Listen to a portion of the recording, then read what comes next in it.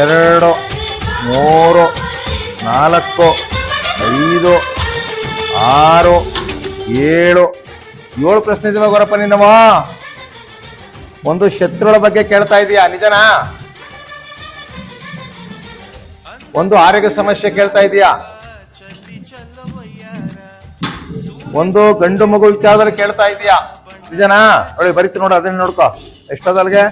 ಒಂದು ಹಣಕಾಸಿನ ಅಭಿವೃದ್ಧಿ ವಿಚಾರದಲ್ಲಿ ಕೇಳ್ತಾ ಇದೀಯಾ, ಒಟ್ಟು ಸಾಲದ ಸಮಸ್ಯೆ ಕೇಳ್ತಾ ಇದೀಯಾ, ಒಂದು ಭೂಮಿ ವಿಚಾರದಲ್ಲಿ ಕೇಳ್ತಾ ಇದೀಯಾ,